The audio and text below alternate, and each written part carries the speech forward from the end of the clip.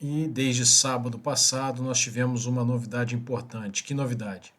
Que foi a invasão de território russo por tropas ucranianas. A invasão de porção, terrestre, do território russo na região de Kursk. Já se fala aí em 1.000 km², isso não tem como comprovar. De qualquer forma, é uma invasão importante, uma área importante, mais do que pela extensão geográfica, pelo simbolismo da Rússia ter parte de seu território invadido pela Ucrânia. Eu escrevi um artigo que está na Gazeta do Povo. Se vocês tiverem interesse de olharem lá na Gazeta, o link do artigo está na descrição desse vídeo. Mas lá eu falo basicamente o seguinte, que há repercussões políticas, repercussões estratégicas e na área das operações de informação, na disputa pelos corações e mentes dessa invasão ucraniana do território de Kursk. Vamos começar pelas repercussões políticas, né? Um país, para ser considerado uma grande potência, ele tem que ter condições de manter a inviolabilidade do seu território. Ninguém imagina que o território dos Estados Unidos ou que o território da China possa ser invadido por alguém. Muito bem, ninguém poderia imaginar que o território russo pudesse ser invadido pela Ucrânia. Foi uma surpresa. E isso já é um aspecto importante que nós vamos falar daqui a pouco, quando a gente falar do campo estratégico, a obtenção da surpresa. Mas vamos nos manter no campo político.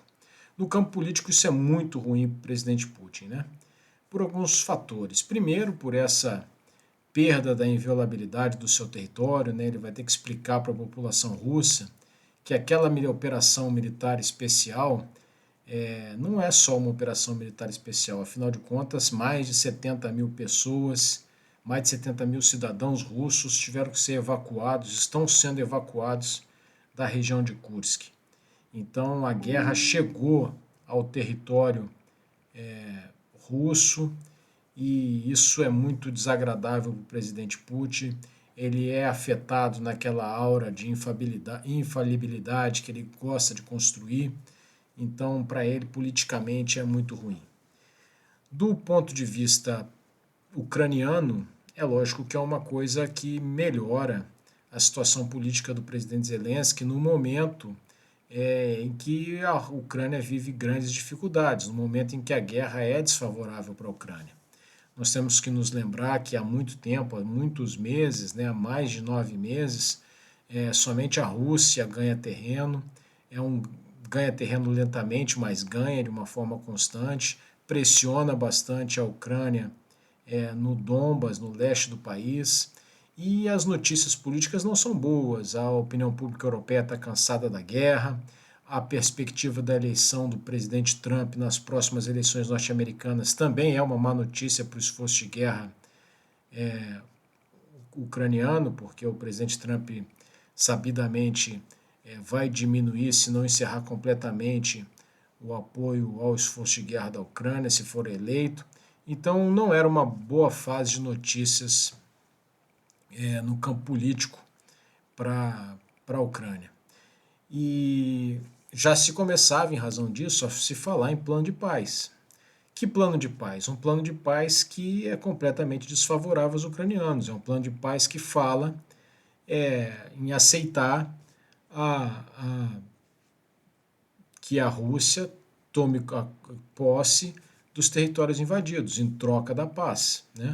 E a Ucrânia não tinha nada para barganhar, não tinha nada para usar como moeda de troca, e agora passa a ter. Então, se a Ucrânia mantiver esses territórios conquistados, o que não é uma tarefa fácil, mas se ela conseguir manter esses territórios, ela vai ter uma moeda de troca, em que ela vai poder dizer para os russos, olha, eu devolvo o seu território, o território de Kursk, se você me devolver tais territórios invadidos.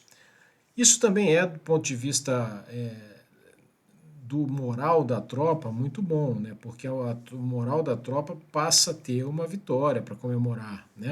Isso reforça o espírito combativo dos soldados, isso alegra a opinião pública, energiza a opinião pública ucraniana no apoio à guerra e renova a esperança da opinião pública europeia, que vê milhões de euros dos seus países serem gastos em equipamentos, em empréstimos, né? E via poucos resultados, e agora vê um resultado na prática militar. Ou seja, do ponto de vista político, né? E também já falando, misturando aqui com o ponto de vista psicossocial, né, das operações de informação, essa conquista de corações e mentes, a invasão de Kursk tem sim resultados favoráveis para a Ucrânia. Do ponto de vista estratégico, eu queria destacar a surpresa, a obtenção da surpresa. A gente tinha visto muito pouco até esse momento na guerra da Ucrânia a surpresa ser alcançada, né? E a surpresa é um princípio de guerra.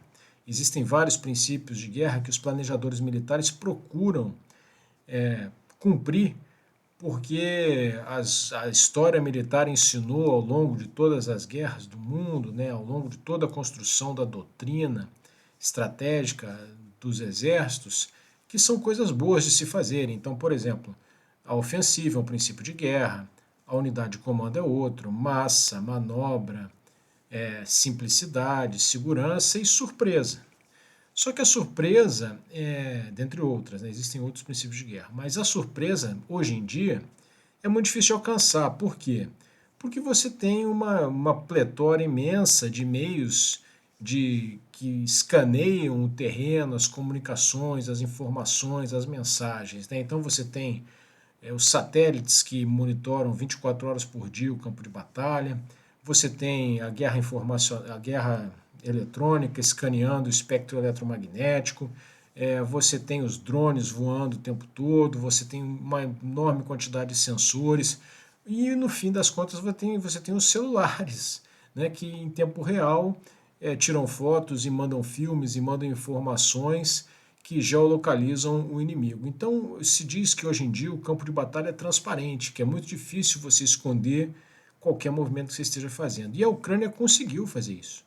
A Ucrânia criou uma surpresa estratégica, ela conseguiu invadir Kursk sem que os russos percebessem que isso iria acontecer. Isso é muito difícil de ser feito.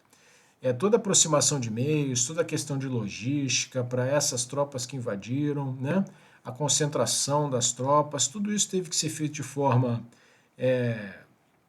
camuflada, de forma que os russos não percebessem e conseguiu ser surpresa estratégica.